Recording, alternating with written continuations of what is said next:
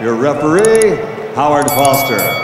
And now, your referee, Howard Foster. Bondia wa ngumi za kulipwa nchini Tanzania Twa Kassim Kiduku Mwana Rubaha amefunguka na kuwajibu mashabiki baada ya kuhoji sana kwa nini amekaa kimya kwa muda mrefu hajaonekana ulingoni. Twa Kassim Kiduku akiwa kwenye gari kama ambavyo unaiona clip hapo na bosi wake Nyange, wanasema kwamba wao kwa mwaka huu wameamua tulia wa relax na mwakani watakuja kwa kishindo kikubwa. Ndicho ambacho amekijibu Twa Kassim Kiduku baada ya maswali kwa mengi sana kwa nini haonekani ulingoni na kwa nini anakaa kwa muda mrefu bila kupata nafasi ya kuweza kuzichapa hivi karibuni. Maswali ya mashabiki nadhani sasa kupitia hiki ambacho amekizungumza Twa Kassim Kiduku majibu atakuwa wameyapata. Kwa hiyo anasema kwamba kwa mwaka huu wao wameamua wapumzike waweze kupisha shari, kwa hiyo hata ukimya pia nalo ni jibu. Kwa hiyo wameona bora mwaka huu uweze kukamilika na uishe ikiwa kimya, halafu wajipange kwa ajili ya mwakani. Baada ya kuweka hiyo video fupi akiwa na bosi wake Nyange, ameandika anasema yajayo anafurahisha, tukutane mwaka 2026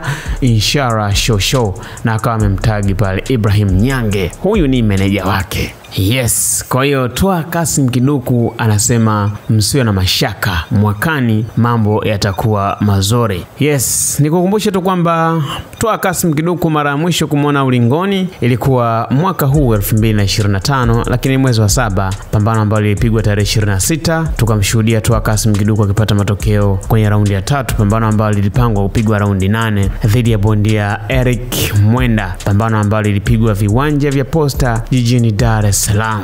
Pambano hili lilikuwa limeandaliwa chini ya na kwenye pambano hili Twa Kassim Kiduku, pambano hili lilikuwa limeandaliwa na promotion ya ngumi za kulipwa nchini Tanzania, Mafia Boxing Promotion. Yes, kwenye pambano hili Twa Kassim Kiduku baada ya kupata ushindi huo akawa ameibuka na ubingwa wa PST. Lakini kwa mwaka 2025 Twa Kassim Kiduku kwa mujibu wa Boxley alipata bahati ya kucheza mapambano makubwa mawili. Pambano la kwanza alicheza mwezi wa 5 tarehe 24 dhidi ya bondia Limban Limo, pambano ambalo lilipigwa viwanja vya Posta jijini Dar es Salaam. Pambano hili pia lilikuwa limeandaliwa na Mafia Boxing Promotion kwenye ile misimu ya knockout ya mama. Lakini pia pambano lake la pili ndio hilo ambalo alicheza na Eric Mwenda, pambano ambalo lilipigwa mwezi wa 7. Kwa hiyo mwezi wa 5 akacheza, akarudi tena mwezi wa 7.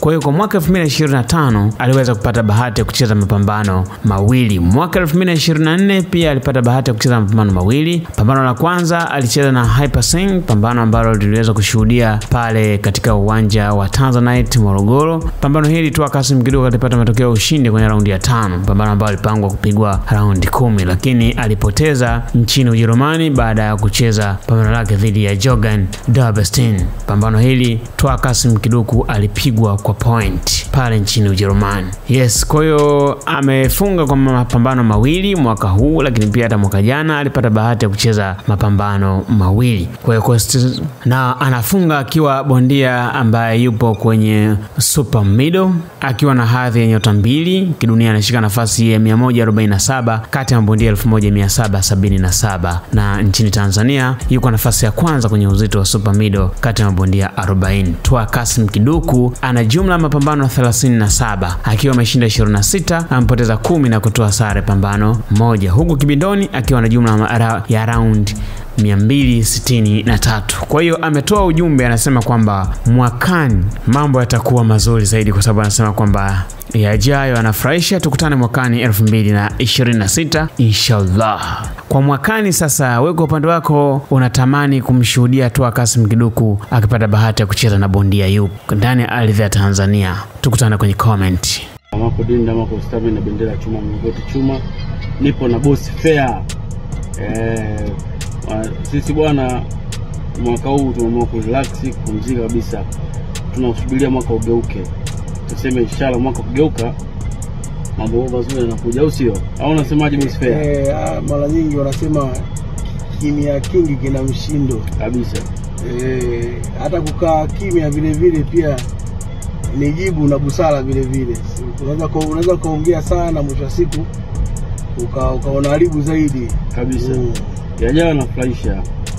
One love. amekuwa akitumia left hook, lakini pia akipiga ile crossing punch ambayo pengine kama itakupata katika eneo la paji la uso ama kwenye mbavu inaweza kawa na madhara, lakini nafikiri Twaha Kassim Kiduku ana uzoefu wa hali ya juu. Hizi jab ambazo anazipiga, lakini movement ambazo anazifanya Alec Mwenda ni moja kati ya technique ambazo anatakiwa kuweza kuziangalia kwa mbinu ya kiukubwa, kwa sababu wote hawa wana experience. Licha ya kuwa Alec ni moja kati ya bondia ambaye amekuwa na wakati mzuri, lakini pia Twaha Kassim Kiduku ndiye bondia ambaye pengine anatajwa na mabondia tofauti nchini Tanzania. Huyu ndiye bondia ambaye akizungumza Dula Mbabe anamtaja, Idi Pialali anamtaja na mabondia mbalimbali kutokana na uwezo wake, lakini pia kutokana na kile ambacho kinasadikika kwamba ni bondia bora sana. Hassan Mwakinyo amekuwa akihusishwa pia na Twaha Kassim Kiduku. Miongoni mwa sifa kubwa ambayo inanivutia sana hapa, napenda head rotation ya Twaha Kiduku na movement na step za huyu bondia kutoka Malawi Alec Mwenda. Ukiangalia step, ukiangalia movement zake ni zinavutia sana.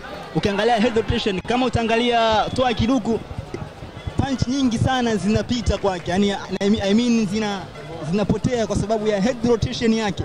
Ni mtu ambaye anachagua engo, ikija na anafuta, anachagua engo, akija anakwepa. Kwa hiyo napenda ile head rotation yake ambaye inampa shida sana huyu Malawi. Kwa hiyo kikubwa ambacho anatakiwa kifanye ni kuzama ndani, ni kuwa na zile in and out.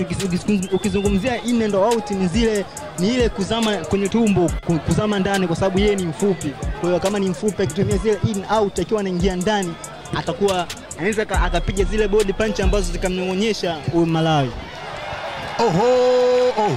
Mako Dinda, Mako stamina inaanza kufanya kazi sasa. Bendera Chuma amepiga punch nzuri. Mwamuzi anamhesabia Alec Mwenda. Vipi, uko vizuri? Ameonyesha gloves fresh box. Tuendelee na pambano, na nafikiri kama ambavyo nilikuambia tayari inampa motisha na inampa confidence. Angalia movement zake ni zinavutia sana. Ukiangalia head rotation, kama utaangalia Twaha Kiduku, punch nyingi sana zinapita kwake, yani I mean zinapotea kwa sababu ya head rotation yake. Ni mtu ambaye anachagua engo, ikija na anafuta, anachagua engo, akija anakwepa. Kwa hiyo napenda ile head rotation yake ambaye inampa shida sana huyu Malawi. Kwa hiyo kikubwa ambacho anatakiwa kifanye ni kuzama ndani, ni kuwa na zile in and out. Ukizungumzia in and out ni ile kuzama kwenye tumbo, kuzama ndani, kwa sababu yeye ni Twaha Kassim Kiduku, na unaona namna ambavyo anamkatia ringi Alec Mwenda na hamuogopi. Kiukweli hamuogopi, na anamwambia Alec Mwenda kuwa hapa ni nyumbani Tanzania, katika viwanja vya Posta Kijitonyama jijini Dar es Salaam. Hawa wote wanaoangalia hili pambano wananiangalia mimi kama Mtanzania, licha ya kuwa wewe pia ni bondia. Ukishinda utashangiliwa, kwa sababu hakuna mtu ambaye anakosa maadui au hakuna mtu ambaye anakosa wapinzani. Sehemu yote ambayo unaona huna mpinzani, jiangalie kaka. Sawa. Utakuwa kuna mahali umekosea. Yaani kile unachokifanya watu wanakukubali. Mtu usiopigwa mawe ni ule ambao hauna matunda. Sahihi. Hauna faida yoyote. Ndio maana hakuna ambaye anakuchukia. Sahihi kabisa. Ni kama vile huyu Malawi anamkataa sana Twaha Kiduku.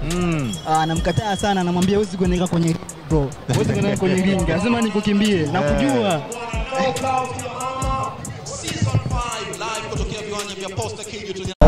Your referee, Howard Foster. And now, your referee, Howard Foster.